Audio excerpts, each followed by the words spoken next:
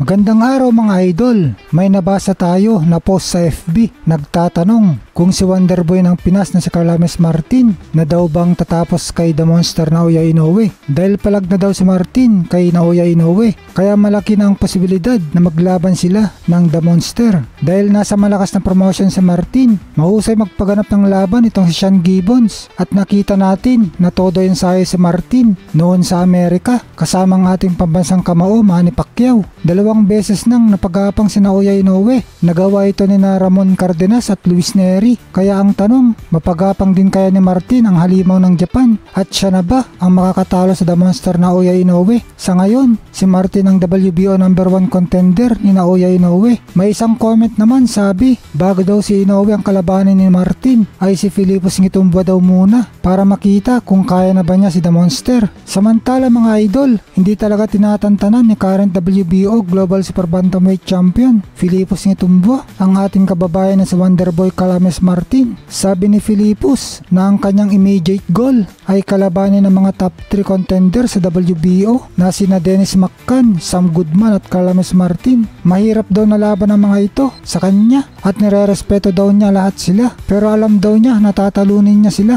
at kung nagawa na daw niya ito ay wala na daw pagpipilian pa si The Monster Naoya Inoue kundi harapin na siya. Matagal nang hinahamon ni Philippus itong si Wonderboy mga idol. Nagkasagutan na nga sila sa social media noon at marami ding mga Pinoy na gustong makita ang matchup nila para daw matesting naman si Martin ng matinding kalaban. Huling laban ni Philippus Energy Ngitumbo, nanalo siya via knockout sa round 6 kontra malupit na taga South Africa, unbeaten M. Solis Suma at napanalunan niya ang WBO Global Super Bantamweight Champion. Samantala mga idol, John Riel Casimero, kumpiyansa na mananalo sa laban niya ngayong October 2025. Sabi niya sa kanyang post sa FB, "Ako bahala, matik papaldo kayo. Ako pa, itaga niyo sa bato." Kung saan may nag-comment na isang fans. Sabi, "San ba pera ko idol sa odds? Sa knockout ba? Tips naman idol. Para paldo talaga, good luck idol." Reply naman ni Casimero na knockout. Matik na paldo dahil ina-knockout nga daw ni Casimero ang kalaban niya ngayong October